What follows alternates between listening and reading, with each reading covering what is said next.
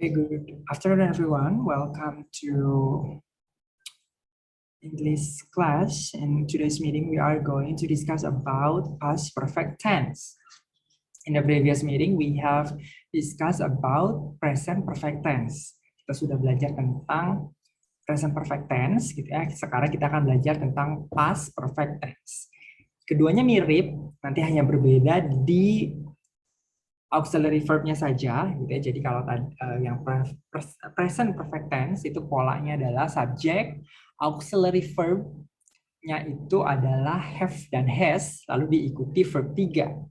Kalau di past perfect tense sama diawali dengan subject dan nantinya verb-nya dirubah menjadi verb 3 juga, tetapi auxiliary verb-nya itu yang berbeda.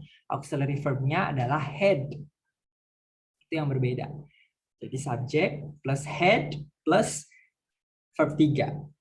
Nah, auxiliary verb-nya had, hanya ada satu had, jadi tidak terpengaruh apapun subjeknya. Mau I, you, we, they, he, she, it. Auxiliary verb ketika menulis dalam kalimat past perfect tense itu tetap had. Tidak menjadi have atau has, gitu ya. Sedikit kita ulang, kalau present perfect tense itu digunakan untuk sebuah kejadian yang sudah dilakukan, baik itu telah selesai atau masih berlanjut, masih berlangsung, yang ada hubungannya atau efeknya, pengaruhnya ke zaman sekarang, ke kondisi kita sekarang.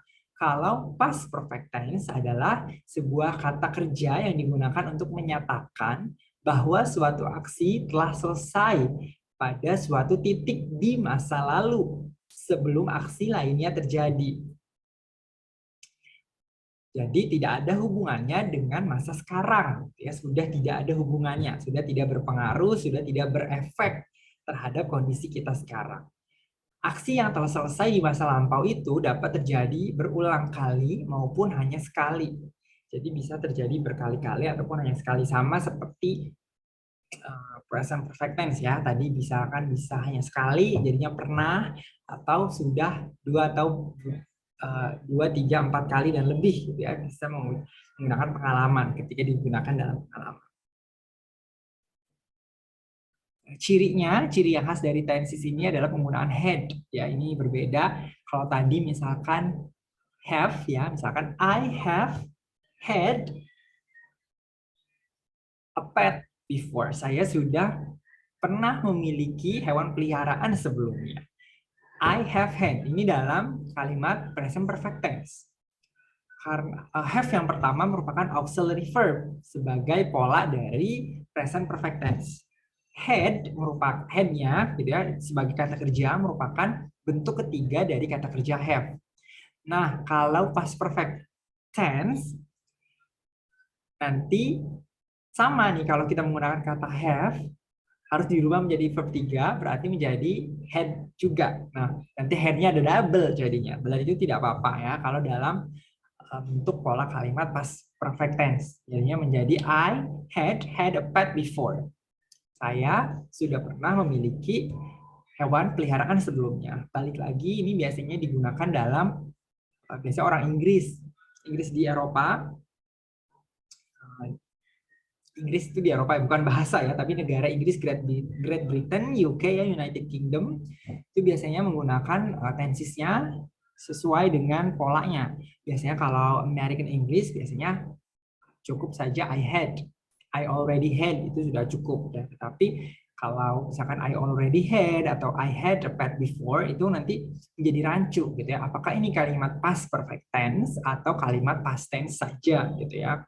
Tapi kalau had-nya ada 2, itu bisa kita pastikan itu adalah kalimat dari past perfect tense. Kapan sih kita harus menggunakan past perfect tense?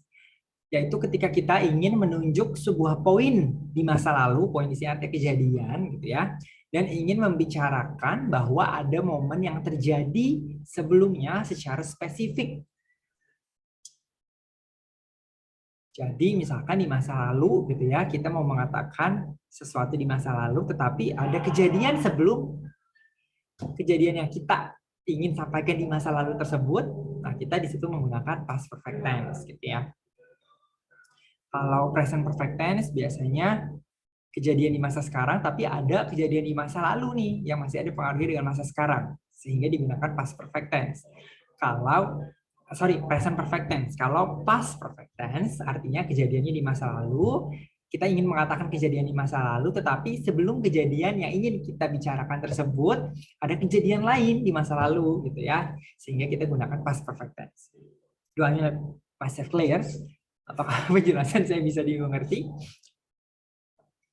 I'm afraid I talk in riddle. Saya takutnya berbicara berputar-putar gitu. Bisa dimengerti atau tidak ya? Am I understood? Bisa dimengerti? Yes, sir. Oke. Tadi sudah saya singgung ya, rumus dari past perfect tense itu adalah subject plus head plus verb 3. Mau apapun subjeknya, auxiliary verbnya tetap menggunakan head. Ya. Kalau nanti kata kerjanya adalah have, dirubah menjadi verb 3 kan head ya. Berarti nanti dalam kalimat tersebut ada dua head. I had a pet before, contohnya. Lalu what else? Sama seperti tenses-tenses yang lain, ada 3 bentuk dalam tenses past perfect tense juga gitu ya. Ada kalimat positif atau afirmatif ya. Lalu ada kalimat negatif dan ada kalimat interrogatif atau pertanyaan yang nanti jawabannya yes or no. Kalimat positif sudah saya singgung berulang-ulang, rumusnya adalah subject plus head plus verb 3. Kalau yang negatif, tinggal ditambahkan not setelah head dan sebelum verb 3. Kalau contohnya, kalimat positifnya adalah my brother had slept. Saudara laki-laki saya sudah tidur. Berarti ini tidurnya di masa lampau. Ya. Lalu kalau kalimat negatifnya, tinggal ditambahkan not setelah had. Berarti menjadi my brother had not slept. Atau had not-nya bisa disingkat menjadi hadn't slept. Kalau tadi kan past perfect tense, jadi have not ya. Have not menjadi haven't. Haven't. Berbeda dengan heaven surga ya, haven't. Karena ada apostrof T, jadi haven't. Berbeda dengan kalau heaven surga, heaven, jadi ada T-nya gitu ya, berbeda. Ada penekanan yang berbeda. Nah, karena kalimat berikutnya, they had come. Ini adalah kalimat positifnya ya, mereka sudah datang. Kalau dirubah menjadi kalimat negatif, berarti menjadi they hadn't come. Mereka belum datang. Kalau dirubah menjadi kalimat interrogatif, tadi kalimat positifnya adalah my brother had slept. Saudara saya sudah tidur. Kalimat negatifnya, my brother hadn't slept. Saudara laki-laki saya belum tidur. Kalimat tanyanya sama ya, jadi head-nya dipindah ke depan sebelum subjek. Berarti menjadi had my brother slept. Ini jawabannya yes or no ya. Apakah saudara laki-laki saya sudah tidur? Sudahkah saudara laki-laki saya tidur gitu ya. Kalau kalimat contoh satu laginya adalah they had come, mereka sudah datang. Kalimat positifnya, sedangkan kalimat negatifnya adalah they hadn't come, mereka belum datang. Kalimat tanyanya menjadi had they come, sudahkah mereka datang gitu ya. Jadi tinggal dipindah auxiliary verbnya atau head-nya dipindah sebelum subject. Jadi menjadi di awal kalimat. Dalam apa sih fungsi dan kegunaan dari past perfect tense? Intinya adalah karena tenses ini digunakan untuk merujuk pada kejadian di masa lalu gitu ya. dan tidak ada hubungannya dengan masa sekarang. Jadi tenses ini digunakan untuk menjelaskan momen yang sudah selesai dan tidak ada hubungannya dengan masa sekarang. Kalau momen atau kejadian yang sudah selesai tetapi masih ada hubungannya dengan masa sekarang, artinya yang digunakan adalah present perfect tense. Kalau tidak ada hubungannya, baru yang digunakan adalah past perfect tense.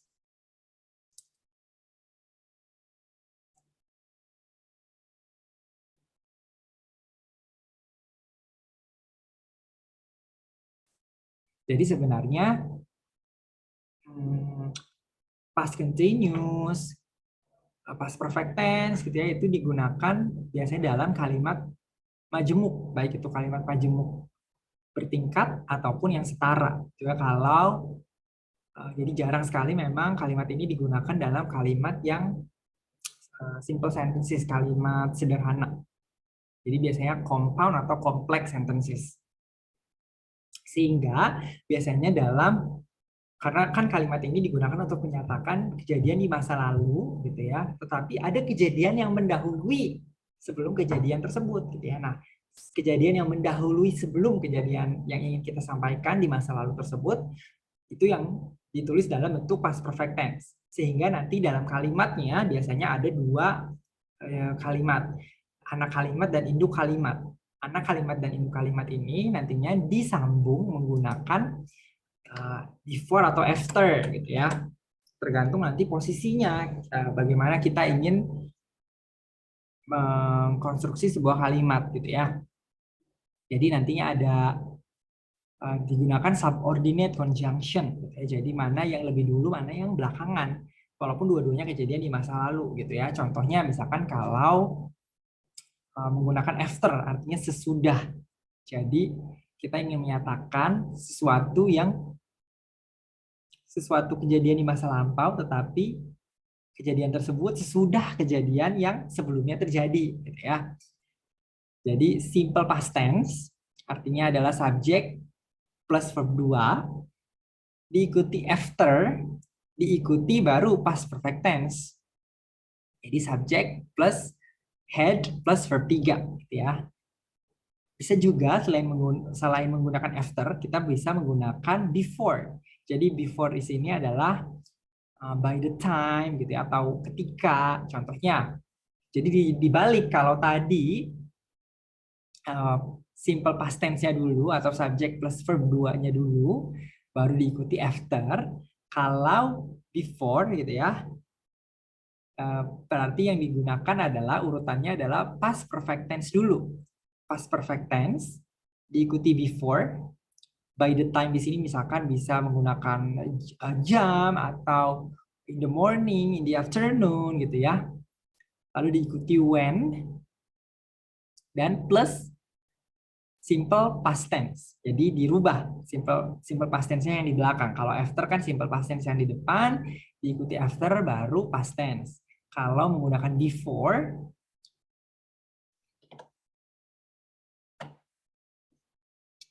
kalimat past perfect tense-nya dulu, baru digunakan before, by the time atau when, lalu diikuti simple past tense-nya, gitu ya. Kita lihat contohnya. When he came last night, the cake had run out. Ketika dia datang kemarin malam, cake-nya sudah habis. Jadi ini adalah ada dua kalimat ya. Nah, kita bisa tentukan kalau kalimat yang ada when, after, before-nya itu merupakan adalah anak kalimat, artinya dia dependent clause, tidak bisa berdiri sendiri. Yang tidak ada, seperti contohnya di sini the cake had run out, ini merupakan independent clause atau induk kalimat, kalimat yang bisa berdiri sendiri. Kita lihat contoh kedua. The student had gotten a verbal warning before his parents were called. Murid tersebut sudah mendapat peringatan secara verbal sebelum orang tuanya dipanggil. Kalau tadi kan when, lalu menggunakan koma ya, dipisah. Nah, kalau yang kalimat kedua ini menggunakan before, tetapi langsung disambung. Sehingga kalimat yang pertama sampai sebelum kata before ini merupakan independent clause. Dia bisa berdiri sendiri. Kalimat berikutnya, before his parents were called, ini adalah dependent clause atau anak kalimat karena dia tidak bisa berdiri sendiri. Jadi kalau the student had gotten a verbal warning-nya itu dihapus, hanya tersisa before his parents were called saja, itu tidak bisa disebut kalimat utuh. Biasanya kalau dalam Microsoft Word nanti akan diberi garis hijau. Ini artinya adalah fragment, harus ditambahkan atau dihilangkan sehingga menjadi kalimat yang utuh. Dalam kasus ini before-nya yang dihilangkan ya. Kita lihat contoh berikutnya. I had already eaten breakfast by the time he picked me up. Saya telah sarapan ketika dia menjemput saya, ya. Jadi di sini kata penghubungnya adalah by the time. Jadi ini sebenarnya sama dengan ketika gitu ya, sama seperti when. Saya sudah selesai sarapan ketika, sama seperti when he pick me up gitu ya. The moment he pick me up. Sama. Kita lihat contoh berikutnya. Prior to the proclamation, Indonesia had been colonized by Japan for 3 years. Sebelum proklamasi, Indonesia telah dijajah Jepang selama 3 tahun.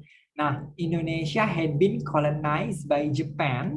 Ini merupakan kalimat pasif, gitu ya. Jadi kalimat pasif itu nanti perubahan dari me menjadi di, gitu ya. Prior to the proclamation, ini tentu saja bukan anak kalimat ya, karena ini bukan anak kalimat. Karena tidak ada unsur grammar di situ. Jadi di sini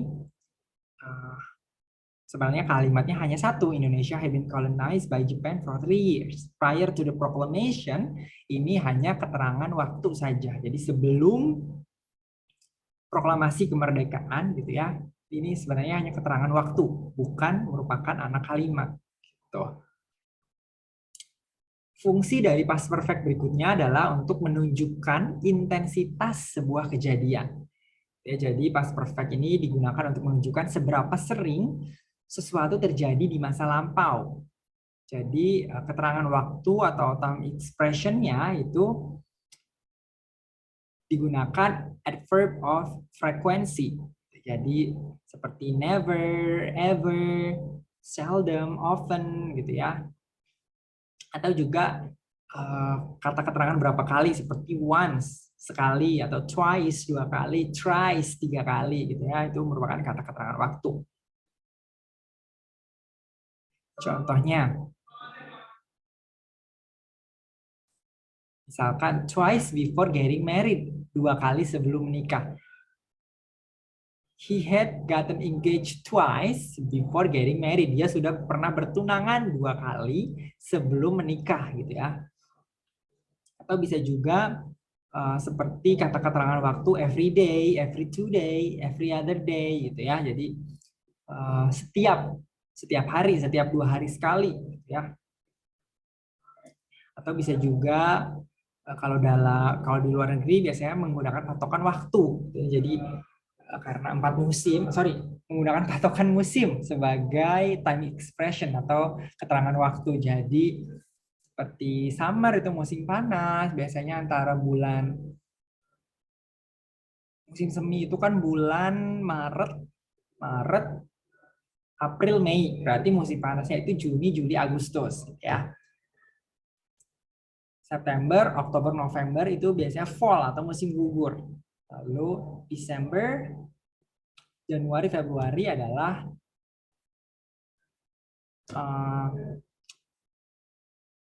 winter ya, musim salju. Jadi kalau di luar negeri ini musim itu sering digunakan sebagai patokan waktu juga gitu ya. Makanya ada nanti summer holiday, fall semester gitu. Jadi fall semester adalah semester yang dimulai di musim gugur, sama seperti di Indonesia sebenarnya, mulai pada bulan September gitu ya, setelah musim liburan.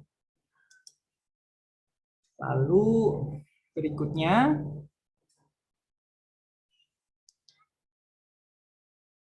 bagaimana ketika dalam kalimatnya gitu, dalam kalimat ketika menggunakan bagaimana menggunakan past perfect tense untuk menunjukkan intensitas waktu. Yang pertama misalkan I had read the book 3 times before I read his review. Jadi read di sini membaca ini merupakan verb 3 ya. Nah, verb 3-nya read itu merupakan verb satunya read. Tulisannya sama tetapi cara bacanya yang berbeda. I had read the book 3 times before I read his review. Saya sudah membaca bukunya 3 kali atau buku tersebut 3 kali sebelum saya membaca reviewnya. Jadi dua-duanya ini yang pertama adalah read verb 3, yang kedua adalah read verb 2. Dari kata read ya, tulisannya sama tetapi cara bacanya yang berbeda.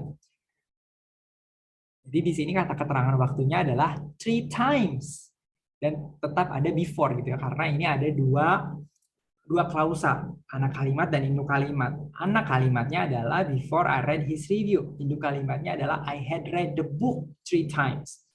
Time expressionnya adalah 3 times. Contoh berikutnya, they had met twice before married. Mereka telah bertemu 2 kali sebelum menikah. Sebenarnya di sini before married itu ada day juga, tapi karena pengulangan gitu ya. Karena pengulangan jadi bisa dihilangkan sebenarnya. Atau bisa juga before getting married. Gitu ya, tetapi sebenarnya di situ ada they were getting married. Jadi kalau kalimatnya sama bisa dihilangkan. Kita balik lagi ke contoh nomor 1 ya. I had read the book 3 times before read his review. Jadi I-nya di sini bisa dihilangkan karena subjeknya sama gitu ya. Tapi nanti kalau kita menghilangkan satu subjeknya atau ketika kita menemui soal seperti itu, kita harus hati-hati gitu ya. Jadi klausa kedua anak kalimatnya ini mengacu ke kata yang mana gitu ya, karena di sini bisa juga misalkan the book yang dihilangkan, yang diganti gitu. Jadi which pronoun refers to where, to what noun atau what subject, what object gitu ya. Jadi yang dihilangkan itu refer kemana, pronounnya itu merujuk ke kata yang mana di kalimat sebelumnya gitu. Kita lihat contoh berikutnya. Yulia had been to the gym every 2 days until 2012. Yulia telah pergi ke gym 2 hari, setiap 2 hari. Yulia telah pergi ke gym setiap 2 hari sampai tahun 2012. Artinya mungkin dia sekarang sudah tidak pergi ke gym lagi, sudah tidak olahraga di gym lagi gitu ya. Nah, selain untuk menunjukkan intensitas sebuah kejadian, untuk menjelaskan momen yang sudah selesai dan tidak ada hubungannya dengan masa sekarang gitu ya, past present tense juga digunakan untuk reported speech. Reported speech ini adalah kalimat yang dimana kita mendengar atau membaca dari sumber lain, kita sampaikan kepada orang lain. Itu namanya reported speech. Jadi kita hanya mengulang informasi dari sumber ke orang lain gitu ya. Jadi kita sebagai diri kita posisikan sebagai perantara. Nah, ini karena nanti ketika merubah sebuah kalimat dari kalimat direct speech gitu ya. Reported speech ini artinya indirect, jadi tidak langsung dari sumber ke pendengar, tapi melalui perantaranya ini misalkan kita gitu ya, kita sebagai orang yang mengatakan reported speech, artinya kita adalah perantara dari perantara penyampaian informasi dari sumber ke pendengar gitu ya, ke lawan bicara kita. Jadi reported speech ini sama dengan indirect. Nah, ketika merubah direct speech, sebuah informasi dari sumber kita rubah ya direct speech menjadi indirect speech ketika akan kita sampaikan ulang ke orang lain, strukturnya harus berubah gitu ya. Nah, ini yang kalau kalimat direct speech-nya ditulis dalam past tense, simple past tense atau past continuous tense, ketika dirubah ke dalam reported speech, nantinya dirubah menjadi past perfect tense gitu ya. Contohnya, nanti he said that he had listened carefully to the instruction. Dia mengatakan bahwa dia telah mendengarkan instruksi dengan penuh perhatian. Artinya misal kita sebagai orang yang mengatakan kalimat ini, kita ini mendapatkan informasi ini dari dia, orang lain gitu ya. Misalkan rekan kerja kita mengatakan hal ini kepada bos gitu ya. Kenapa kok rekan kerja kita ini keliru mengerjakan keliru mengerjakan pekerjaannya gitu ya. Nah, kita menyampaikan kepada bos kita, atasan kita menggunakan pakai informasi tersebut dalam bentuk seperti ini. Jadi he said that di sini merupakan tanda bahwa kalimat ini merupakan kalimat reported speech. He had listened carefully to the instruction. Sebenarnya dianya ini mendengarkan instruksi dengan hati-hati itu dalam bentuk simple past tense gitu ya, ketika kita mendengar informasi ini. Tetapi ketika kita rubah dalam reported speech, kita rubah ke dalam bentuk past perfect tense. Dia mengatakan ini artinya selain he said, bisa juga he told, he asked, he thought, he wondered. Jadi said, told, asked, thought, wondered itu merupakan tanda-tanda kalau sebuah kalimat adalah merupakan reported speech atau indirect speech. Kalimat berikutnya, I thought he had changed to be better man, to be a better man. Saya pikir dia telah berubah menjadi pria yang lebih baik. Nah, ini kan reported speech, walaupun misalkan pikiran ini adalah pikiran kita sendiri, tetapi pikiran itu kan kita yang memproses gitu ya. Ketika kita menyampaikan ke orang lain, kita sebenarnya menyampaikan indirect speech atau ujaran yang tidak langsung gitu ya. Karena mulut kita itu memproses terlebih dahulu apa yang kita pikirkan, apa yang kita dugakan gitu ya. Thought di sini walaupun saya pikir tapi bisa diartikan adalah sebuah dugaan gitu ya. Selain itu, kalimat past perfect tense juga digunakan untuk membuat harapan. Artinya, sebuah kalimat ditulis dalam if conditional bentuk ketiga. If conditional bentuk ketiga artinya apa yang disampaikan dalam kalimat tersebut sudah tidak mungkin terjadi. Kenapa? Karena isi kalimatnya itu merujuk pada masa lampau. Sehingga sudah tidak bisa kita rubah. Nanti if conditional ini ada 3 bentuk. Bentuk pertama, bentuk kedua, dan bentuk ketiga. Bentuk pertama ini adalah sesuatu yang masih bisa terjadi. Bisa terjadi gitu ya, bisa terjadi. If conditional bentuk kedua itu masih bisa terjadi, tetapi seperti hanya hayal-hayal saja karena jauh gitu ya. Misalkan if I were a president, I would give everyone $2 million gitu ya. Kalau saya menjadi presiden, saya akan memberikan semua orang 2 juta dolar gitu ya. Jadi presidennya aja belum.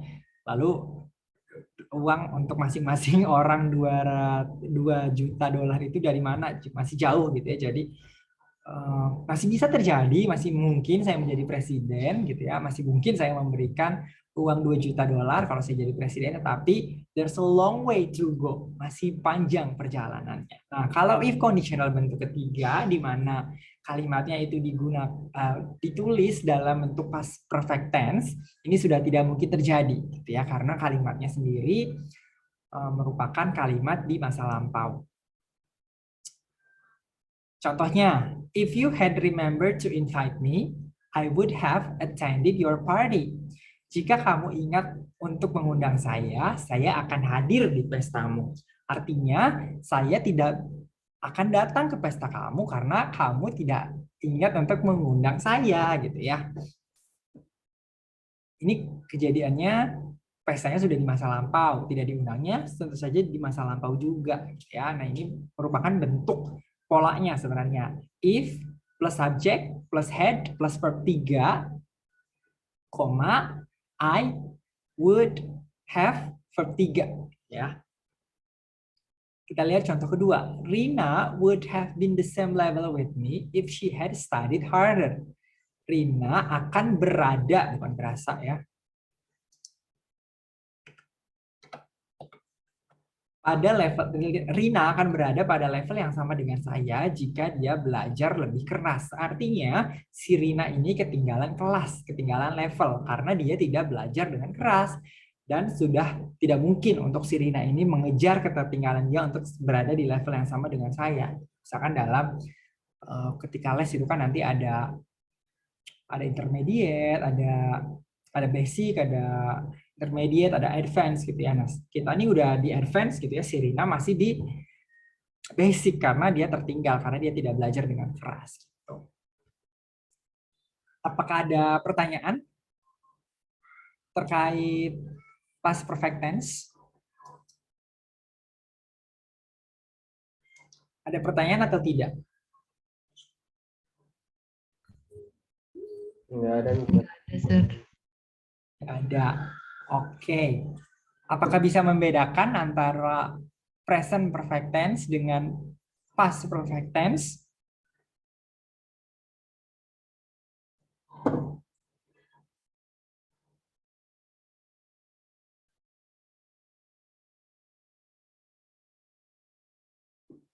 Bisa atau tidak? Akan muncul loh di soal UAS nanti.